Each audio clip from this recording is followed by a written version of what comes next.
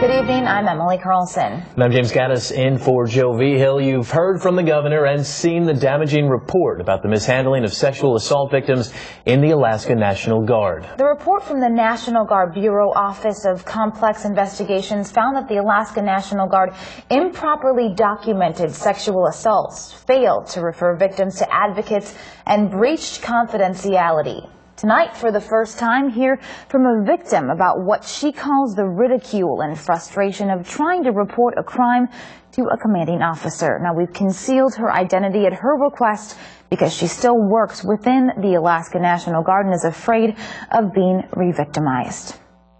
It's a very blatant lack of regard from the chain of command. During her 13 years in the Alaska National Guard, this soldier says she was sexually assaulted twice, one of those times by a commanding officer. I came to work on Monday and was, the first thing that was said to me was, you should probably go home. You are very hard to look at.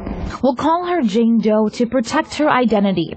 Jane says after taking vacation to heal her injuries, her commanding officer punished her when she went back to work. When I came back a week later, I was given a negative counseling. So basically, I was written up for being a victim. Jane says she knows of at least 12 other victims of sexual assault in the Guard.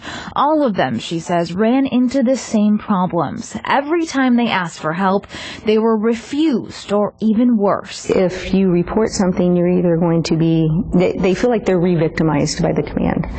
And you're either ridiculed or there's some sort of reprisal if you are trying to bring charges against somebody that the command likes. As the 229-page report outlines, Jane says there was no confidence that the National Guard leadership would fight for justice for sexual assault victims. In fact, Jane says commanding officers even belittled and accused victims. I sat in a room where an officer basically said that the whole thing was a lie, and anyone who comes forward with an allegation,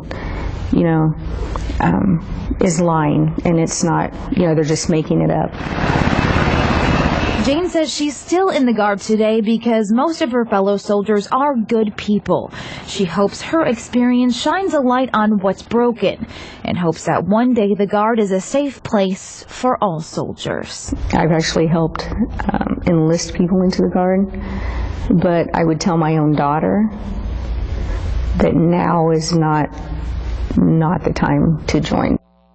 35% of the Guard members surveyed in the report say they would not report discrimination because they were afraid of reprisal. The National Guard Bureau will help assemble a team to implement the recommendations outlined in that report.